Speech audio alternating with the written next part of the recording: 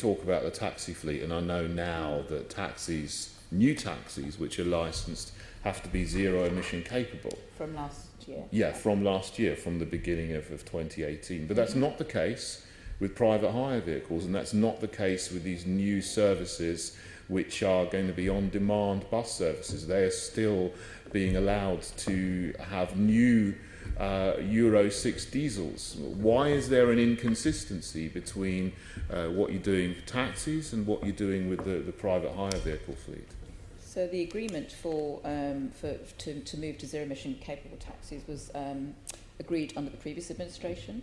We believe that we need to carry that on because taxis, especially the black taxis, are very heavily polluting, particularly the Euro 5s. So I was thought Euro 6s. You're not even allowing Euro 6s to continue. So there are. I'll get Elliot to come in and talk a little bit about the difference between Euro 5 and Euro 6. But the point I want to make is that the fleet is very polluting, so we need to clean up that fleet. It wasn't being cleaned up as fast as the commitment had been made. So we have said that we will be consulting on reducing the age limits that taxis have from 15 to 12 years, and we have restructured the de-licensing fund, which we have seen very many numbers of taxi drivers applying for grants to scrap or de-license their vehicles. So that is now having an effect. And the target that we have to meet has been adopted by government. So it is in the government's national air quality plan as well as in the mayor's air quality plan to reduce those emissions. So we have to be tackling that source of emissions. I do see what you're saying. I hear your answer, but you didn't answer me about the Euro 6s.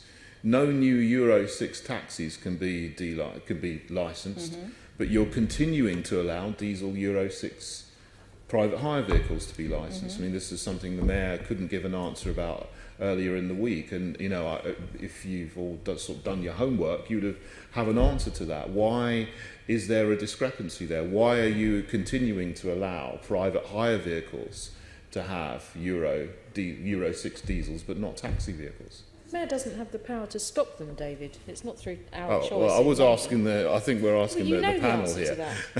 You know the answer. I'm not sure if I'm going to get an answer, and I have other people.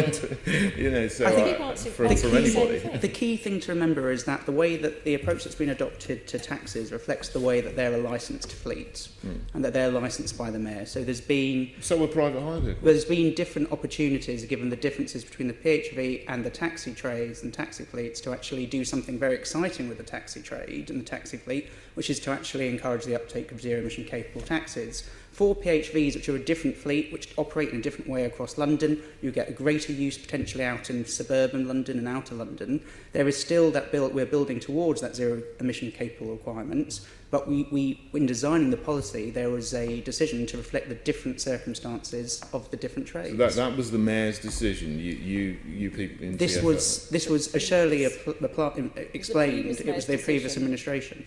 It was the previous. To move to zero-emission capable taxis. But then, we've got the current Mayor has been the Mayor for 3 years, so he hasn't changed the policy. Because it's the ambition, as we talked about before, to move to a zero-carbon city. So, but you're not doing that for private hire vehicles. We are, because there is a requirement by 2023 that new private hire vehicles will have to be zero-emission. And then 2037, I think. 2033 for both fleets. Yeah, so if you look again, because obviously you do have different age limits in place for both the private hire vehicles and for taxis, because that reflects the different economics and different circumstances of the trade. But in terms of the end point, as set out in the strategies, by 2033 both fleets are expected to be fully zero emission capable.